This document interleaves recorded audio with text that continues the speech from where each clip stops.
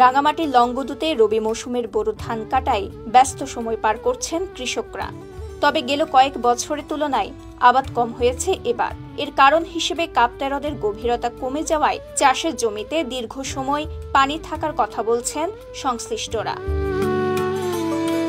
স্থানীয় কৃষকরা জানান, প্রতি বছর জানুয়ারির মধ্যে পানি কমে চাষের উপযোগী হয়ে ওঠে কৃষি জমি। তবে এবার রবি মৌসুমে অধিকাংশ জমিতে বেশি পানি ছিল, তাতে চাষ হয়েছে তুলনামূলক কম জমিতে।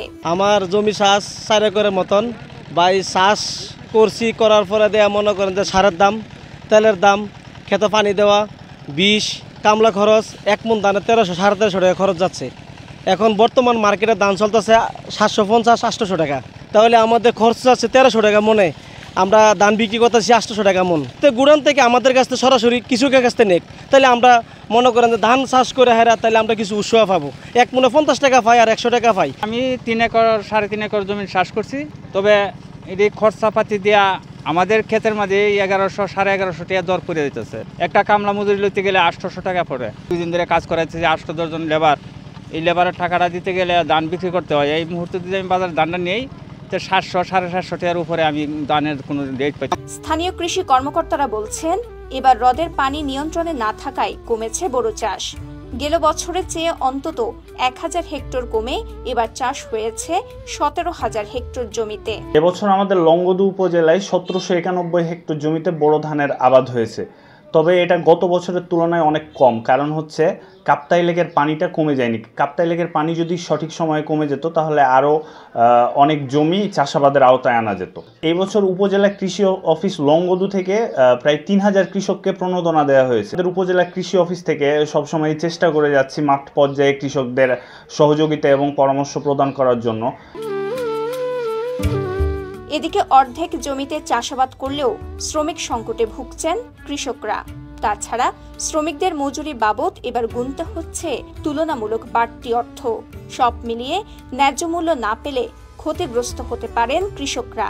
তাই সরকারিভাবে ধান ক্রয় কার্যক্রম পরিচালনার দাবি তাদের। টানা 7মবারের মতো বেস্ট টিস্যু পেপার ব্র্যান্ড হিসেবে স্বীকৃতি পেয়েছে বসুন্ধরা টিস্যু। তেলের দাম বেশি, সারের দাম বেশি, ধানের দাম পাই কম। আমরা ক্ষেতের ভিতরে 1 মণ ধান ফসল করতে আমরা 1200-র উপরে খরচ করে, আর এখন দেখা যাচ্ছে যে ধানের দাম 1000। তাহলে আমরা কিভাবে পুষামো? বর্তমান কৃষি চাষ করে প্রতি মণ ধানেতে 12 অথবা 1300 টাকা খরচ যায়। কিন্তু সব জিনিসের দামই বাড়তি, কিন্তু সরকার আমাদেরকে কোনো কৃষিভাবে কারণে কোনো লোনও দেওয়া হচ্ছে না, কোনো কিছুই না। একটা কামলার বেতন 800 টাকা, কিন্তু 1 মণ ধান বেচতে হয় 700 টাকা।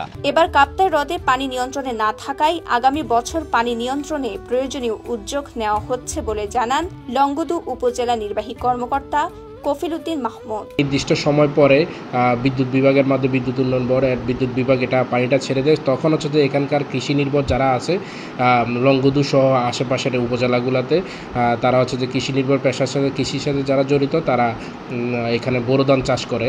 কিন্তু এবছর হচ্ছে যে পানিটা অথবা কমেনি, তা কিন্তু এটা আমরা তাদেরকে জানিয়েছি। আমরা জেলাতে মিটিং হয়েছে, সেখানেও জানিয়েছি, তারা এটা নজরে আছে।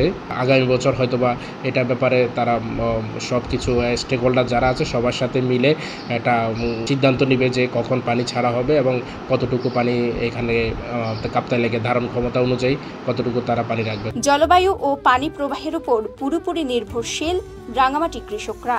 তাই সময় মতো জমির পানি না কমা এবং হ্রদের নাব্যতা সংকটের প্রভাব পড়ে স্থানীয়দের উপর। রাঙামাটির লংগদু থেকে আরাফাত হোসেন বেলালের পাঠানো তথ্যচিত্রে সাফা মারওয়া, কালের কণ্ঠ।